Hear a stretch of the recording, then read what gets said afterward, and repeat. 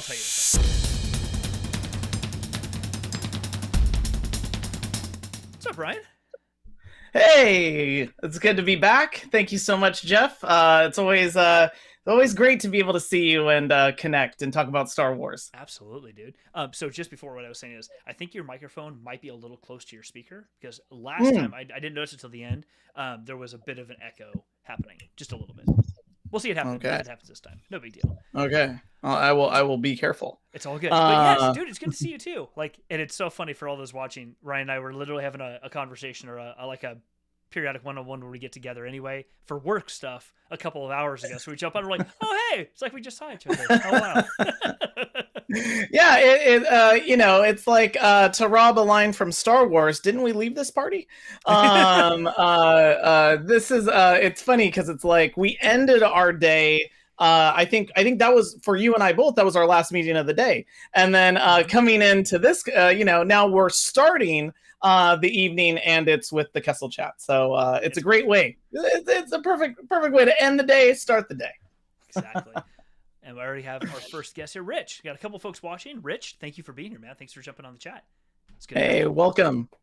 Awesome. So tonight on the show, posted a little bit earlier. This is Ryan's topic. Actually, Ryan, you go with it, because this is. Oh, am I muted, or is it just quiet? Oh. Okay. Oh no. Mike. Rich said my mic was a little quiet, so I will just move it right here into my face, so I'm chewing on it. No, I'll just do this. How's this? Rich, let me know if that's okay. Good deal. But it was Ryan. Tonight's topic was totally yours. Yeah, why don't you go for it?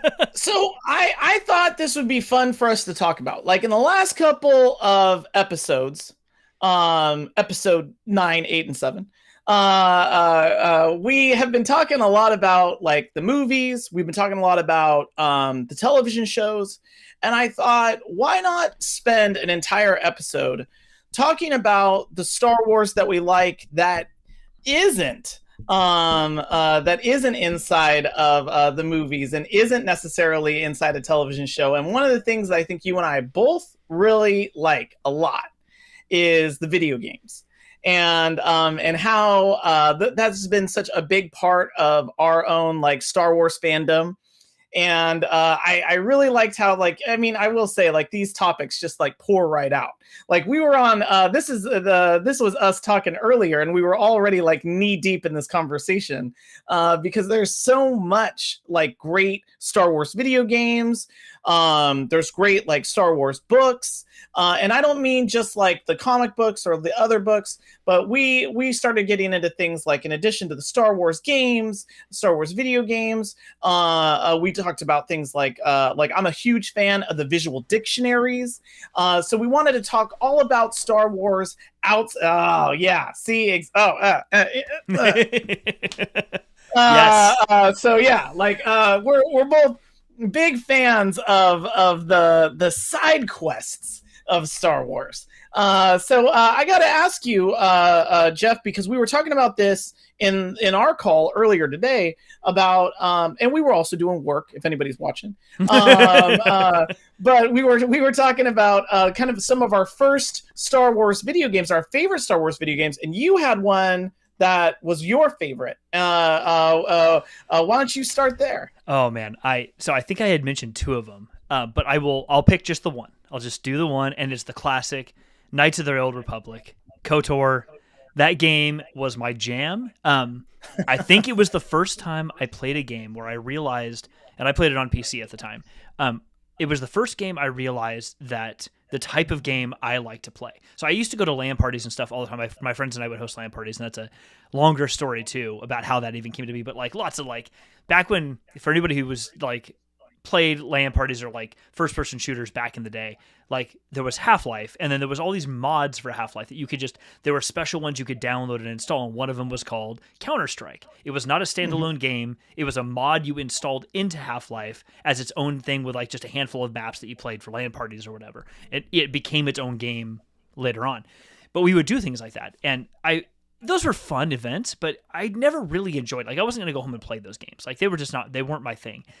When I found KOTOR and started playing it, I loved not only the pace. It's not super fast. You're not required to do things on a, really quickly to progress the story along. But more importantly, for anyone who's played it, I loved the choose your own adventure aspect of it. Like, so every character, every NPC you'd interact with that had some way of advancing the story for you had like 2 or 3 options and responses you could give to that person. And it wasn't just 2 or 3 options and look, there's your interaction and move on.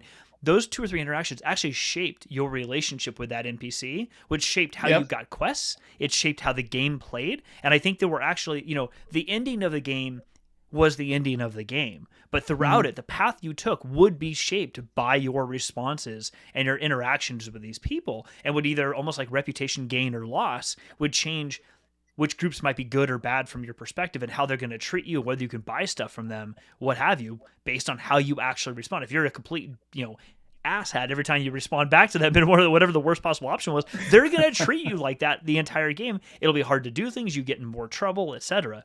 I love that because it put you into the story. You weren't just playing a story that was pre-created for you and getting to enjoy that. And that is a lot of fun. Think like Star Wars Battlefront games. What was the Star Wars Battlefront that came out a couple years ago? Was it Inferno Squadron? There was the 3 or 4, whatever. And that's where we got to learn about Operation Cinder and all this. Like, you didn't choose your own adventure, but you definitely got to play a part in this other alternate storyline that we didn't know anything about beforehand. KOTOR for me was so awesome because it was beyond that. You got to actually shape the story as you went along. There might have been a linear thing that was going to happen at the beginning and the end, but the nuance in the middle, you got to control. And for me, that set the stage for wanting to play like MMORPGs and other role-playing style games, much more so than like a first-person style game, first-person shooter or what have you, because of the pace and because of that story element. Yeah, I really feel like the Star Wars video games, like there's so many entry points for people. And I was in fact I really liked KOTOR. Like that was one of those things where I was like, oh, I'm on board with this. If I wish we have a colleague of ours at Cisco, and her name is Tammy Pressman, and Tammy was like an amazing role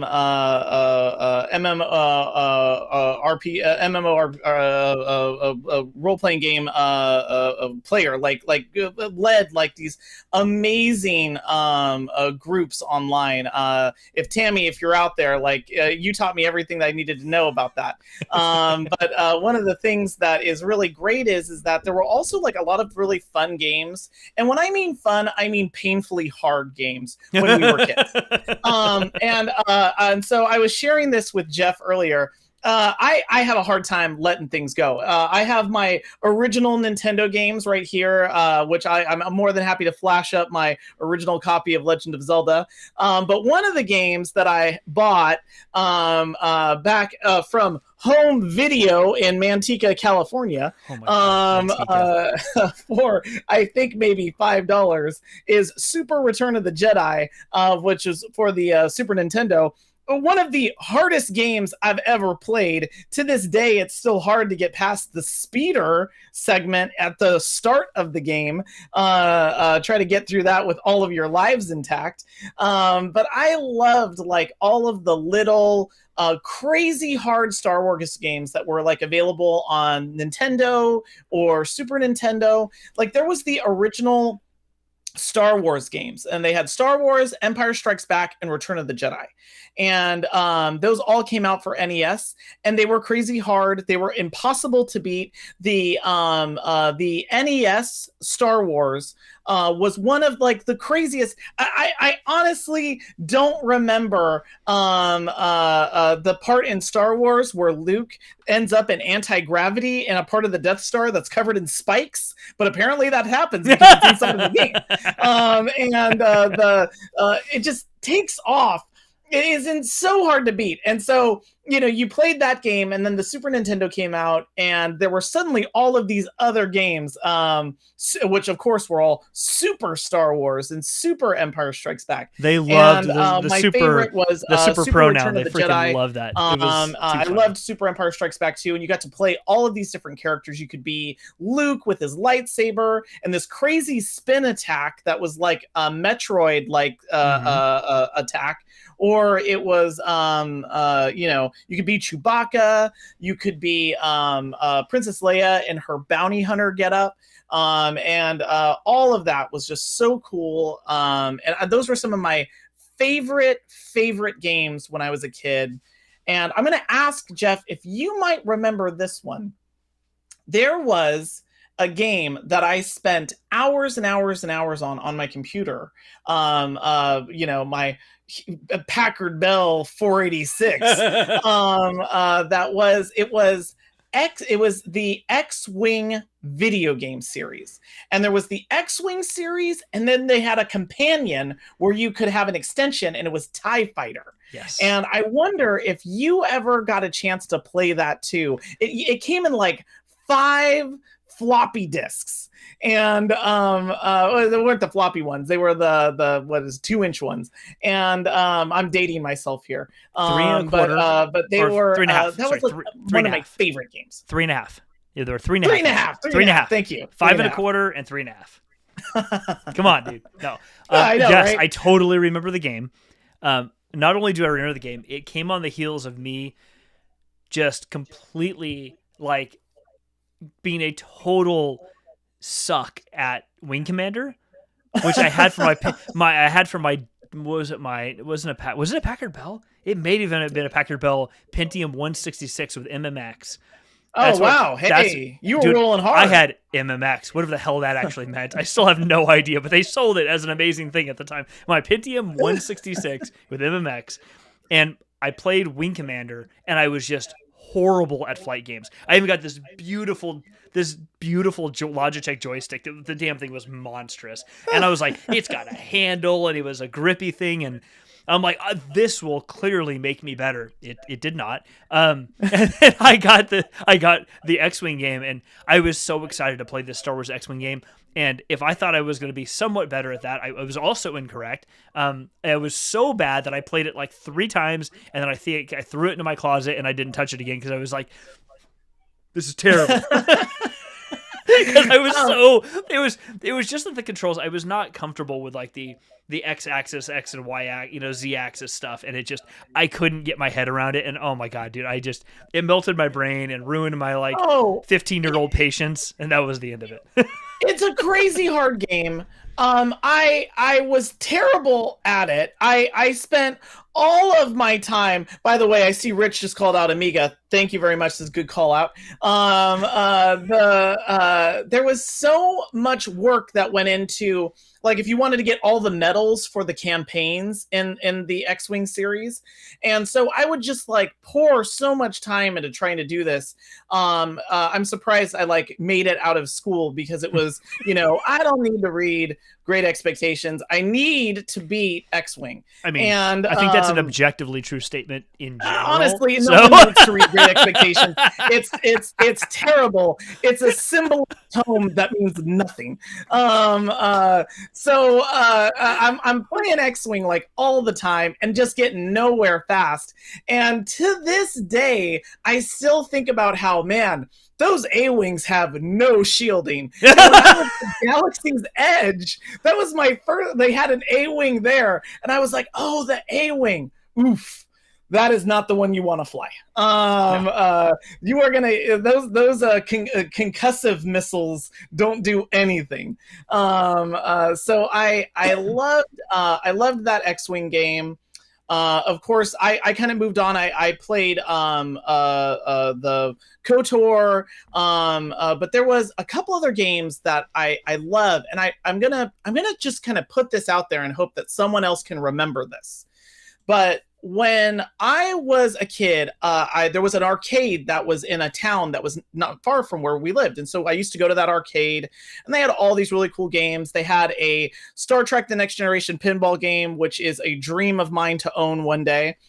And they also had this amazing, I think it was like running on some type of like Sega engine, but it was the Star Wars trilogy arcade setup.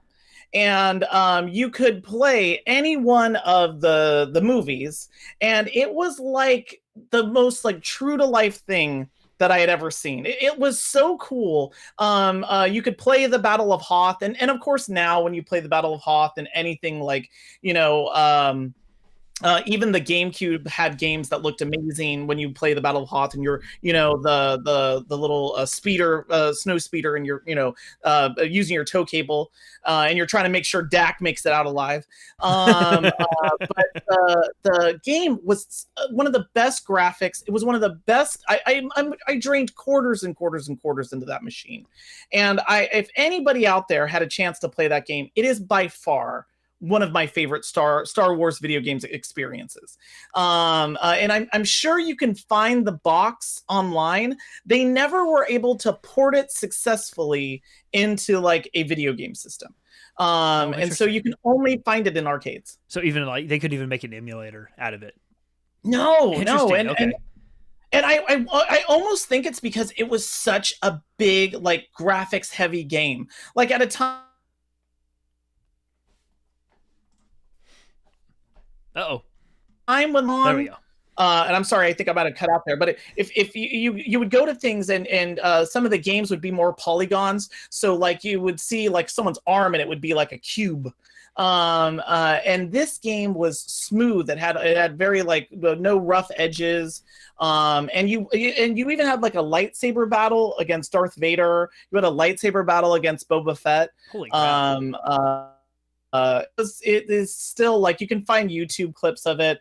It was one of my favorite games. It's right up there with a lot of these early games that were on the NES and Super NES. That's awesome, dude. Actually, so two things you made me think of that had nothing to do with Star Wars, but you triggered emotional responses for me. As soon as you said, I think it was based on the Sega engine. I don't know if anybody else watching the show right now thought this too, but in my head, I just wanted to yell out, Sega! Like, just it ran through my head instantly. And then when you were describing like sort of the portability of one of the games, do you remember Neo Geo? Oh yeah, or what? Yeah. Like, I don't know if it was successful anywhere else, but at least in SoCal where I grew up, like I saw the game systems everywhere, but I never could find anyone who actually had one of the Neo Geo cards that would let you like save your game and move it to another game arcade or whatever. Like I saw it, I'm like, oh, that seems really awesome. People are like, oh, okay, yeah, we should totally do that. Oh, I don't know. Did anyone ever actually use it for that purpose? I'm telling you, we could easily have a couple of spin-offs of the Kessel chat. And this could be a whole video game discussion. One, I'm a huge fan of all old time video games. I have a Raspberry Pi huge emulator setup that I've built. I love old classic video games. It's how I've brought my kids into video games. But when you're talking about things like 3DO, I always think about like when I was a kid, and by the way, I'm going to cover something that I think the Angry Video Game Nerd covers this almost to a perfectly, which is the old console wars back in the 80s and the 90s, when it was like, oh, you only are on 8 bits. Oh, you got to get to 16 bits. And oh, you got a 16-bit system. You got a 32-bit system. And I remember if you like 3DO and the Atari Jaguar, it was like these were the things that like, oh, you're a real, like that's an adult game system. Like that's the real gaming system. And it's funny because I never knew someone that had it. A friend of mine had an Atari Lynx, which was a one of the first color video game, like handheld video game systems, and it came with like I think one game, which was like Batman Returns, and there was it was like a great technology, but after like the heyday of Atari, they could never like get it back, and those I remember those systems were like $700 or like $600, and I mean I was like saving all of my money to buy $100 or $200 Super Nintendo. Like there was no way that I was going to have to take out a small loan at the bank to get. You're getting a HELOC just to get a game system. Like you know, it's funny because that's why I wonder now, because you know, there used to be a wonderful history of arcades. And that's really what I mean by like, you would go and you would find like a Star Wars pinball or I've even seen like crazy games at arcades. Like there's an amazing arcade in Santa Cruz that's on the boardwalk, and they have some insane old weird classic video games there, crazy arcades. There's a Star Trek Voyager game system, which I thought, what is that? Do you sit there for 7 years and hope that you get home? Atari 2600, I am right there with you. I still have mine. I see that comment, Rich. The thing that I think is funny is I like my kids now, all their gaming is happening on their phone. My daughter just downloaded the new Oregon Trail and said, oh, look, there's Oregon Trail on my phone. It's this new game. I was like, it is the oldest game since games came. You're like to your daughter, just don't get dysentery. You're gonna get it. Exactly. I was like, you really want to be careful when you're fording the river. But yeah, it's like I wonder if kids are going to have that same experience now, or if this like mobile gaming, because I haven't seen a lot of the mobile gaming for Star Wars. I know that it's out there. Like I know that there's a lot of I know that there are a lot of games out there, but I haven't played them, and I wonder how much that experience will carry over in this new generation. Okay, so since we're talking about that, it's okay. A friend of mine got me turned on. I played it a while ago, but I think it's Galaxy of Heroes. Galaxy of Heroes. I've been playing it for a little bit. I'll be honest with you, the simplicity of this style of game on your mobile device, because of what it has to be. The graphics are amazing, and it's interesting to be a part of. There's a lot of things going on in the game that make me think that they're trying to make it a much more interactive, like classic Final Fantasy style or turn-based role-playing game, Final Fantasy or Neverwinter Nights or one of those games where it's completely turn-based for every interaction. Mm-hmm. Unless I've missed something so far, or I'm not far enough along in the game, every interaction is just going from hop to hop to hop to having these turn-based fights with Imperials. That's it. Mm-hmm. And you can build up a new little group of people with Anakin and all these other players, which is super cool. It's fun to do, but it is highly repetitive. Like every interaction, it probably gets harder and harder, but every interaction feels so completely repetitive that I hope there's some more to it in the game later on. But this one specifically, I'm like, I might do it again because it's kind of like busy work. It just kind of keeps you like, I don't want to think for a while. I'll just do this. I will say they do actually have KOTOR for iPhone. It's on the App Store. I played it. Not awesome. Not awesome. It's not that they don't try, but imagine playing KOTOR on your mobile phone. Like you have to use your finger as the mouse to pick where you're going to walk and move around.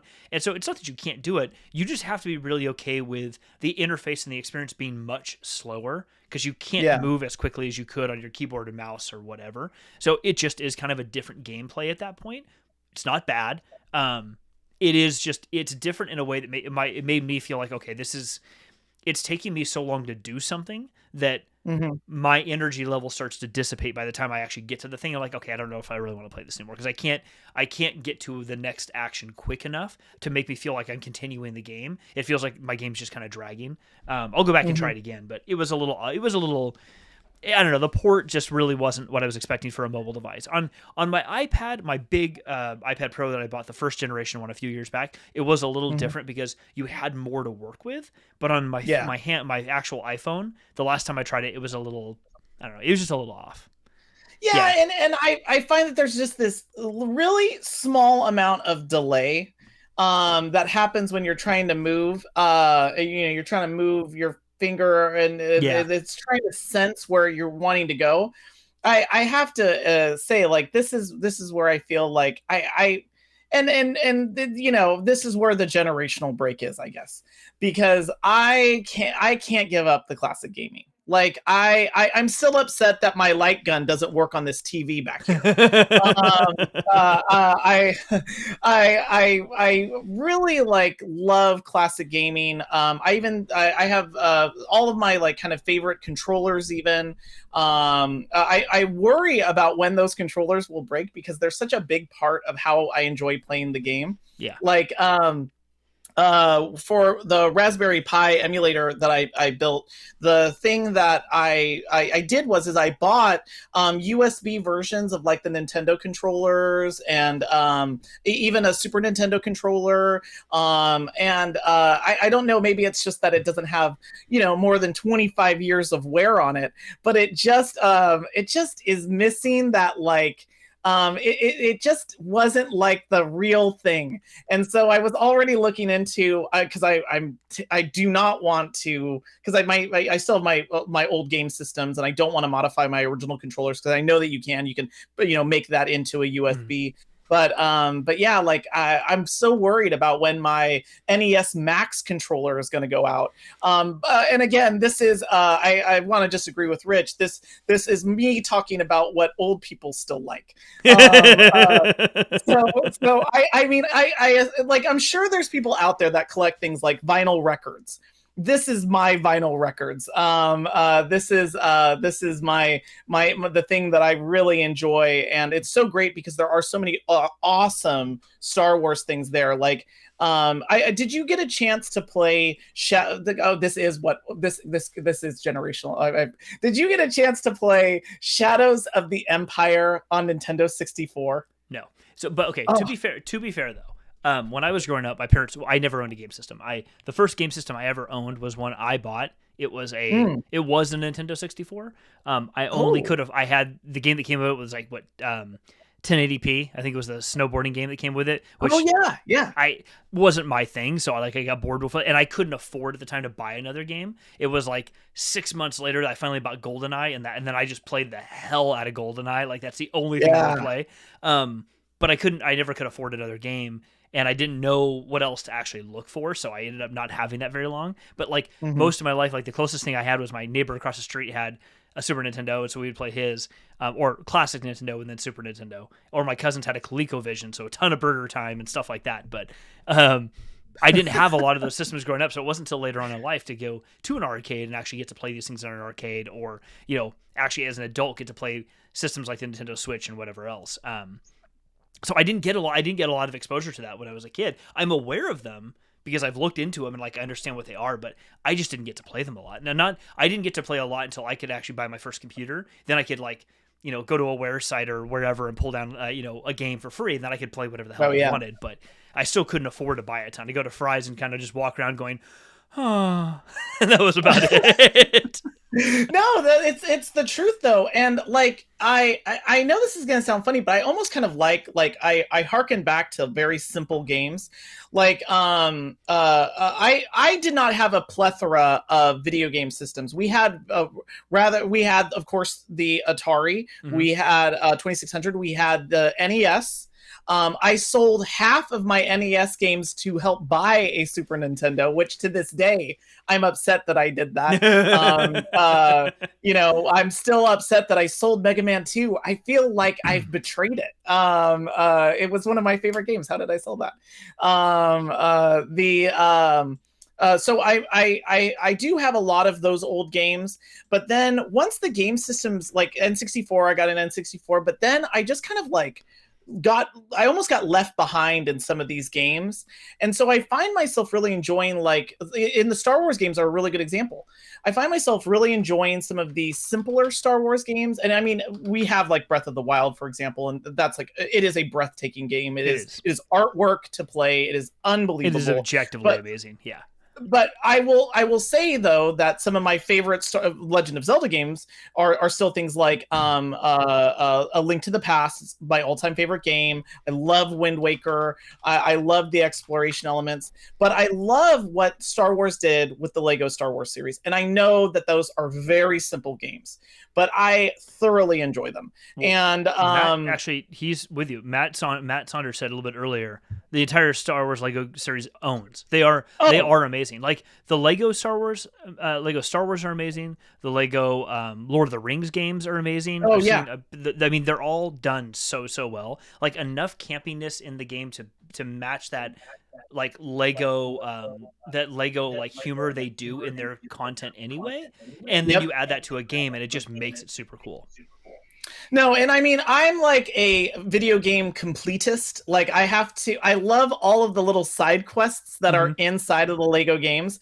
Like, so I had the Star Wars Saga game on GameCube, and or I'm sorry, it was on Wii. You could get the individual games on GameCube, and then I ended up getting the Saga on Wii, and that was like one of my favorite things. I loved getting all of the individual mini kits and all of the playing out all of the levels, finding all of the hidden things. That always reminded me of Legend of Zelda. What was it? Getting a true Jedi status of getting all of those gold coins and having to go boom and I loved that series. There is actually a new version of it that's coming out, and I you might know this, Jeff, because I don't. I know that it was delayed. It was supposed to come out in May, and then they announced that it was being delayed. And I was actually looking forward to getting it for the Switch because I thought, oh, it's like a really cool thing for, especially with like COVID and like my kids are inside the house. And it was supposed to be out like this month, but it's been delayed. And I don't know when it's coming out now, but it is a new collection of the Star Wars Lego video games. And it's all coming out for Switch. And it just looks awesome. There is a little trailer for it online, and when my kids saw it, they were like, "Oh, we got to get this game." So, and I'm really excited about it too. I feel like I know what you're talking about. I was just pulling it up to see if I could figure it out again. There is Star Wars Hunters. Yes. That's coming out this year. That looks really amazing. That's for the Switch. Yes. Let's see here. And there's this Lego Star Wars game that's also coming out, and it looks great. It's a Skywalker Saga game, so they're gonna have the elements of like it's gonna have the episodes 1 through 3, 4 through 6, and then of course 7 through 9. And I think that they're gonna sneak in a port of the levels from I think this was only available on the 3DS. Or the DS, whatever Nintendo ultimately calls it now, and I think it's over now. Is they had a Clone Wars, a small little Clone Wars game, Clone Wars Lego game, and that was great. The levels were like super hard, but yeah, the entire series is like one of my favorites. And so yeah, really looking forward to that. But at the end of the day, it's still stuff like this that I'll go back to. Where they are impossible to beat. If there's someone out there that has beat Return of the Jedi easily, like I have the Game Genie, and that's how I will freely admit I have to Game Genie my way through the original Star Wars, Empire, and Return of the Jedi. But if anybody has beaten the Super Return of the Jedi, which I to this day have not, more power to you, because man, these games they were built to just almost pull your hair out. So yeah. Matt, which game was that you said was awesome, but partner play is? Which game was that? I know exactly what he's talking about. The partner play on the Lego Star Wars game. Oh, okay. One of the things that I remember when the Skywalker Saga came out, my oldest daughter. Wow, like this is a whole like generational chat, Jeff. This is what the Kessel chat can still do.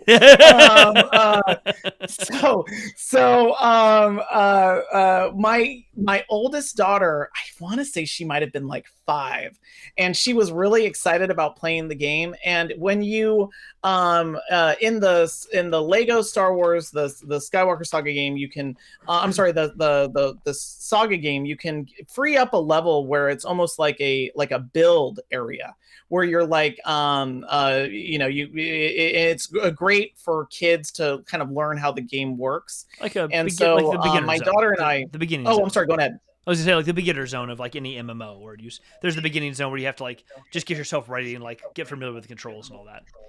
Oh, exactly. And so we used to play that a lot because I had, at that point I'd already opened up all those levels, and it was a way to kind of introduce Gabby to the game. And so we would do like this cooperative play here. I see Rich's note there. Dude, Rich, get some sleep, man. So much. I mean, thank you for sticking with us too, but get some sleep. We'll talk to you soon, buddy. Have a good night. Good night. But there was also a really cool part of that game, which is it was Rogue One before Rogue One was a thing. So the very first level in that Lego game was you kind of running through the game, and you were on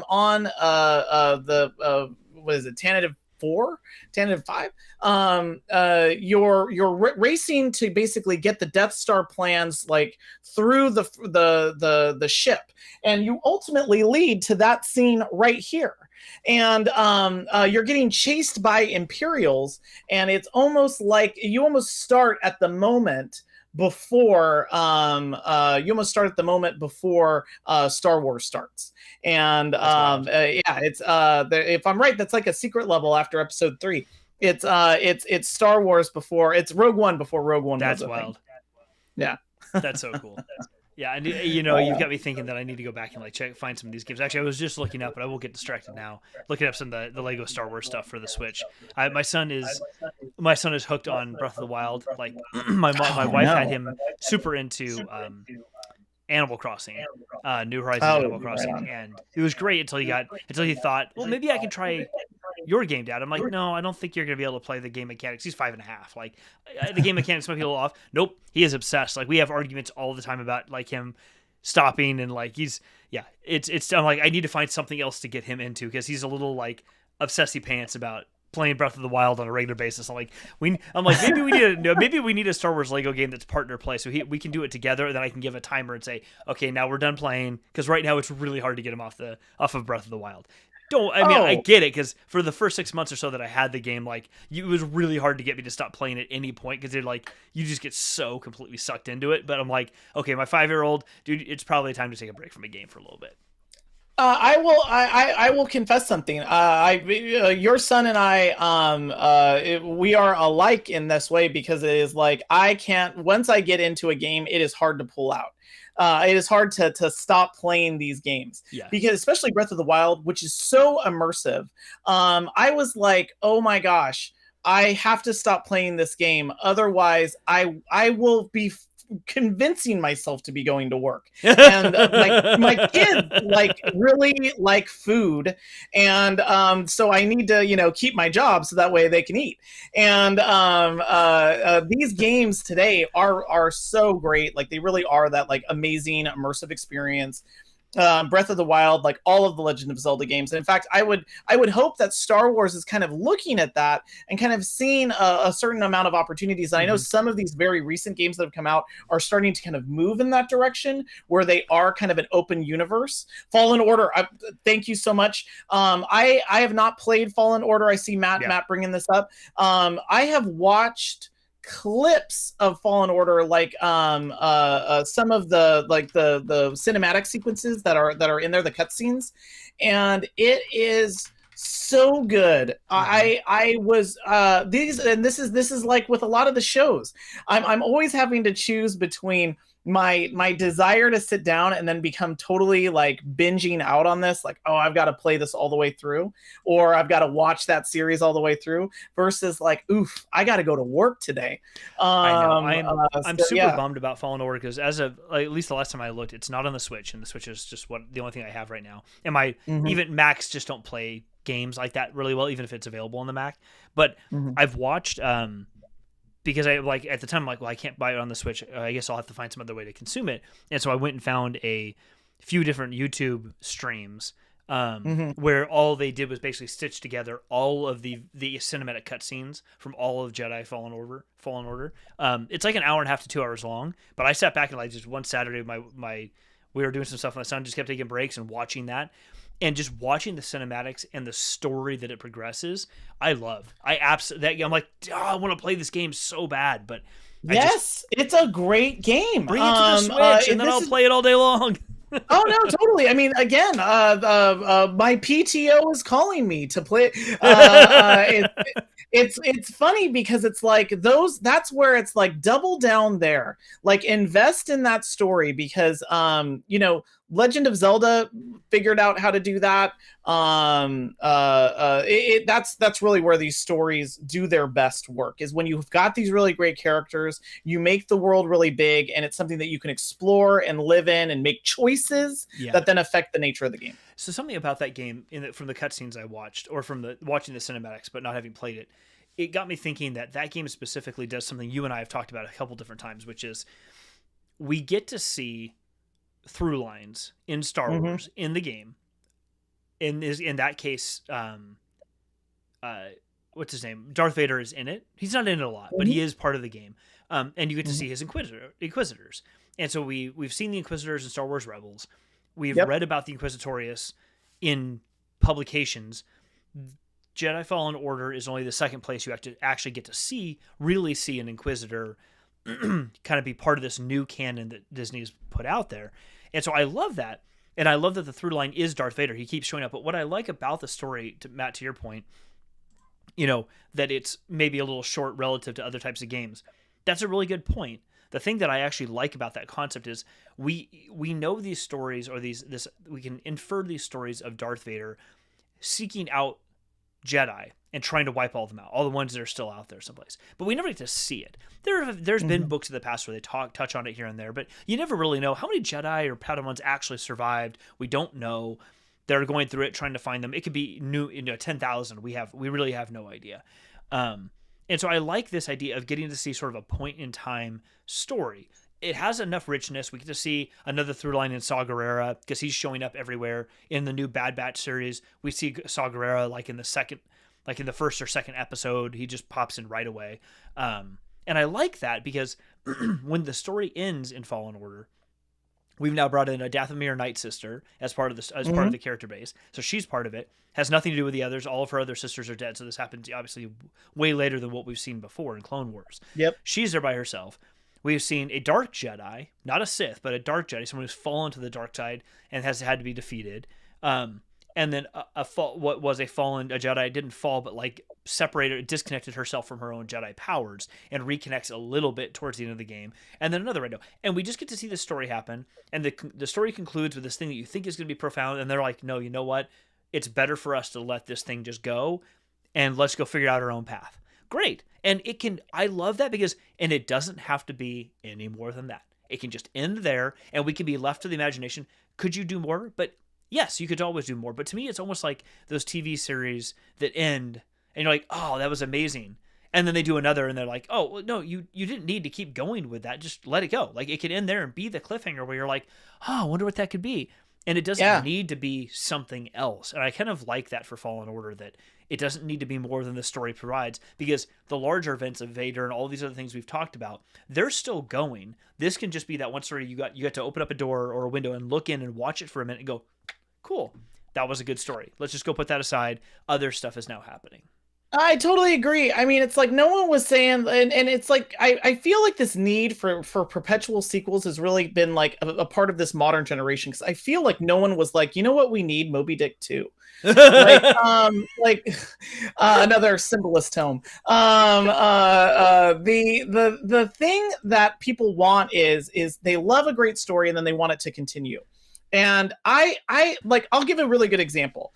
HBO's Watchmen series this year or this last year is unbelievable. It is so great. And everybody's like, oh, I hope that they come back. And yes, there is definitely a sequel that they could do to that series.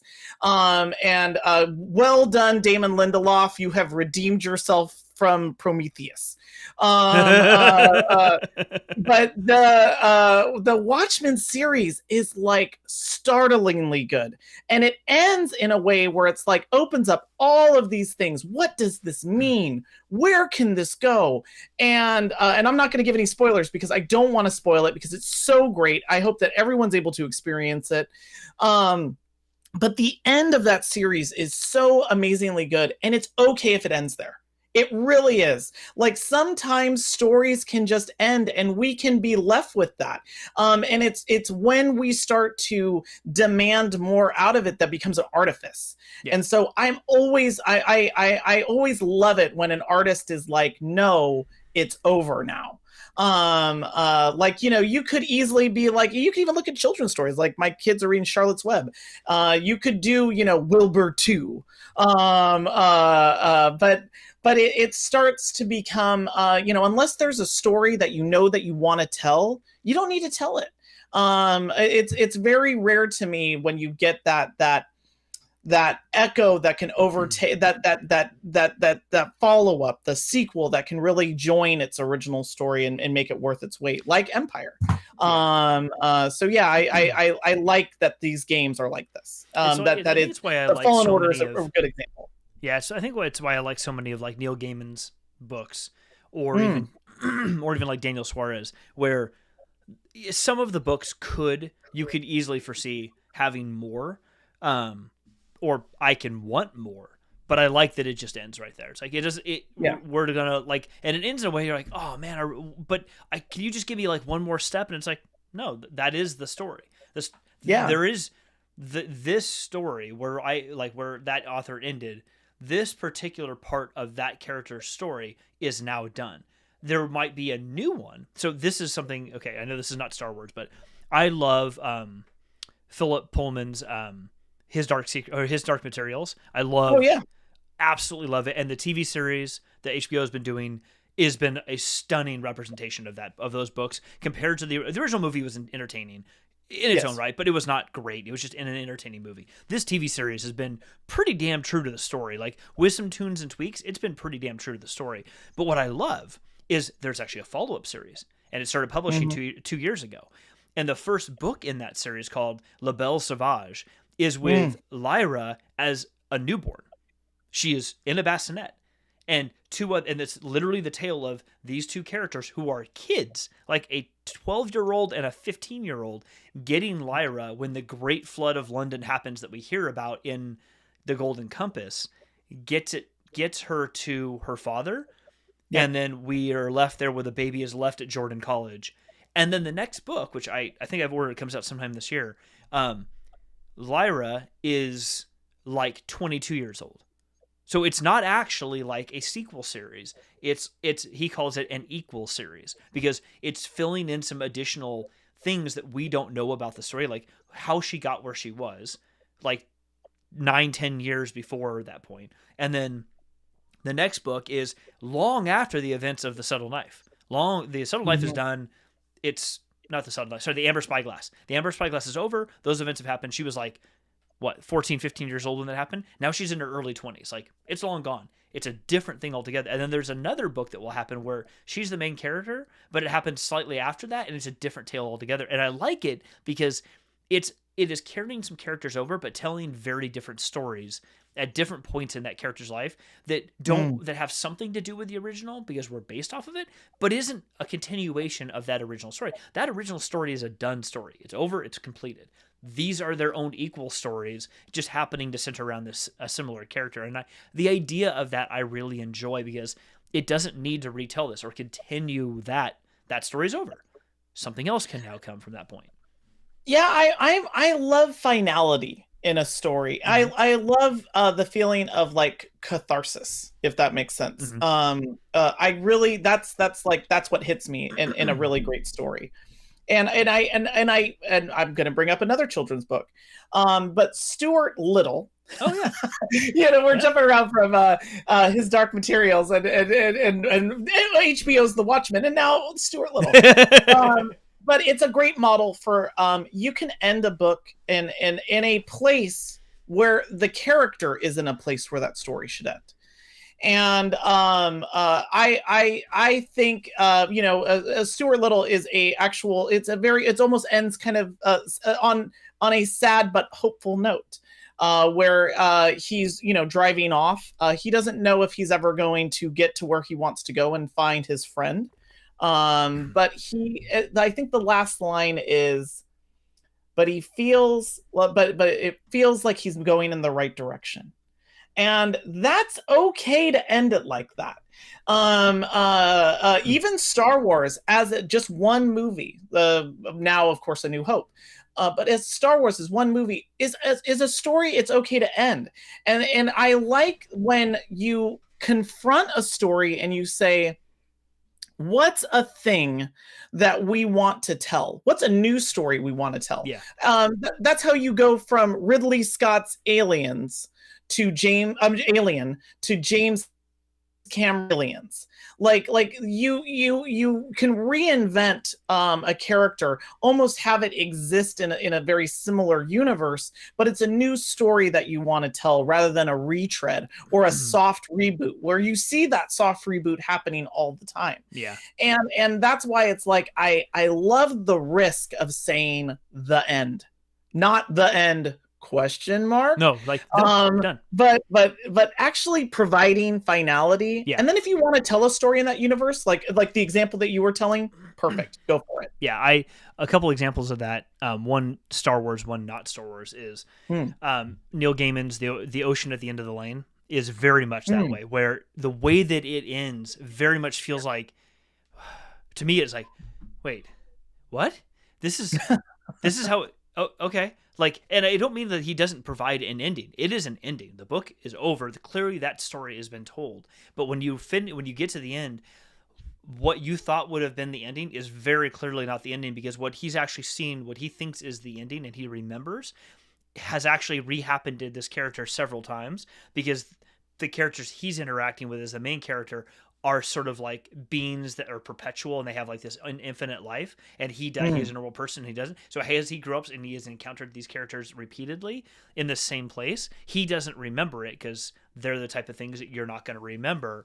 But then he does remember it at the time, but as soon as he leaves, it goes away again. So like, it's almost like he's remembering the same story repeatedly. It's a continuous thing for them, but then it's like, and then it naturally has to end because it's another ending of this, almost of a loop. But then you are just like, and now we're going to walk away because we don't need to continue to see this loop play out for this guy. We've learned what this is.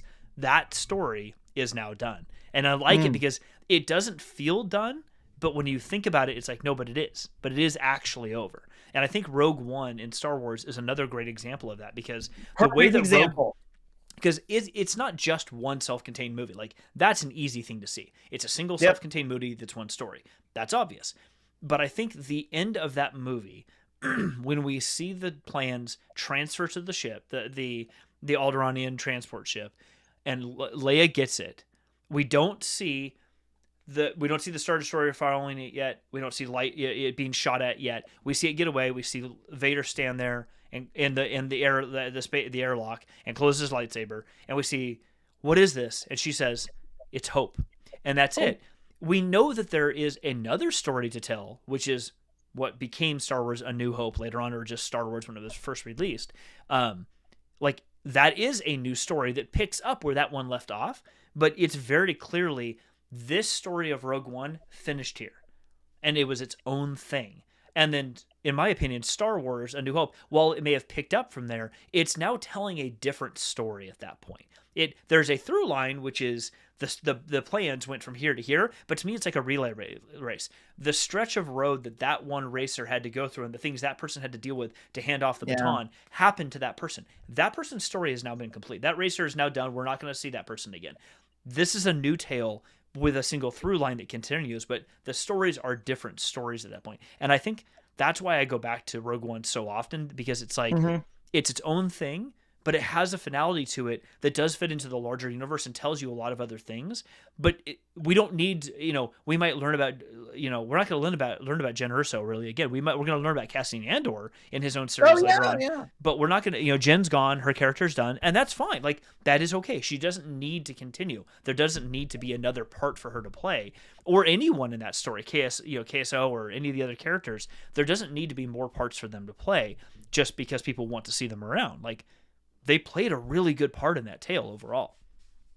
Yeah, and their story's done, and it's funny because I think I've got a good intersection here, which is, we started out talking about video games, we talked about sequels, and we talked about stories that build on stories. And I think I've got a good example. Go for it. And it's Star Wars, and it's the Dark Forces video game series. So Dark Forces started out, Kyle Katarn is your main character, and this is actually pre-Rogue One, so his job is to steal the Death Star plans, and it's kind of like Star Wars' attempt at making like a Wolfenstein or Doom style video game, where it's like a first-person shooter game, and you're having to go through all these things, then you fight Dark Troopers, first introduction. Yes. All these things, by the way, have been fished out for future use in other Star Wars materials. And then the second game is not, let's follow Kyle as he goes and does it again. No, now this game is Dark Forces 2 Jedi Knight. And it's all about, it's got some amazing cutscenes, by the way. You could watch them all on YouTube. And it's cinematic. It's actually filmed. And it's this guy, Kyle, who's now beginning to realize he has a force sensitivity. And he learns to become a Jedi. And so you're, instead of just having like the rail gun and blaster pistols, now you have a lightsaber that you're taking from a fallen Jedi, and now you're learning the ways of the Jedi, and you have to fight a dark Jedi, and it's got all of this amazing Jedi lore in it. You've got to fight, I think, 7 dark Jedi.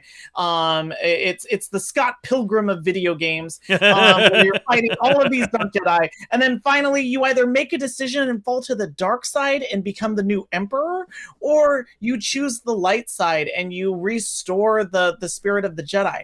And then there's a third one, and it's got the problem in the naming of like the Rambo movies, where it's like First Blood Part 2 Rambo 3. This is where we're going on this. So we started with Dark Forces 2 Jedi Knight, and then there's then there's Jedi Knight 2, Mysteries of the Sith.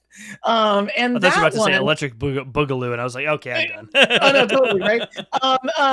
So it's naming conventions is all nuts, but then that game is Mara Jade, and Mara Oh, Jade is Kyle Katarn's apprentice. And so you actually now play as, now instead of it being a first-person shooter who's just a rebel to becoming a Jedi Knight, and now he's a Jedi Master, and you don't play as Kyle anymore. Now you play as Mara Jade. And oh these man. are some of my favorite old computer games. And it is a great example of exactly what you're talking about, which is have a story that is a successor story, not a retread. And it's exactly like how you're describing stories that work well if they're just set in the same universe and they have beginning, middles, and ends. Well, and they don't, like you said, they don't have to be a sequel or even a triquel. They, because as you described, not having played the first game, Kyle Katarn is still the character there. Like whether you played him in the previous game or not, you still get to, okay, well, I have a character as a mentor to this new character I play, and I move on. Like if I had played the other game, that would have been added. They would have added to it and it'd been cool. But there's no requirement in that, and which I think is really cool. I just realized we've been doing this for an hour, and it's amazing. Like but we probably need to curb it, because I'm thinking we have a whole conversation on Mara Jade and the existential drama that has created for years, and what does Lucas think about that? And we've got board game stuff to talk about. So I think we call it for tonight. I think Matt's stuck with us this entire time, which is awesome. Rich was here for a while. Thank you so much, Matt. Matt, thank you as always for being here, man. We really appreciate it. One other book that I do love talking about, but I did not put it in the shed tonight, and I fail at that, is that will have sequels or continue equals, and will continue, as my wife's new book, Randall, the Blue Spider Goes Surfing, and that has a follow-up coming out later this year in the fall, and then a third that will come out early next year sometime. There's a plan for 10 of them at this point, which is awesome. So that's awesome. Yes. It's pretty cool. Oh, and he's getting his own ice cream. Noble Folk Ice Cream up in Sonoma County is going to be doing a sneak peek. It's going to be a blueberry ice. He's a blue spider. Blueberry ice cream with cheesecake bites inside. Oh, I think I talked over you when you said where you could go to get that. I'm sorry. It is a place called Noble Folk. It's in Healdsburg, so Sonoma County, right on the square. They have one in Healdsburg, I think one in Santa Rosa, and then one in Roner Park, I think, or Petaluma. I don't remember which one. But yeah, Noble Folk Ice Cream, and they're going to be making an ice cream sometime in nearest future for his book. So it's pretty cool. I'll have a copy of that in here someplace at some point.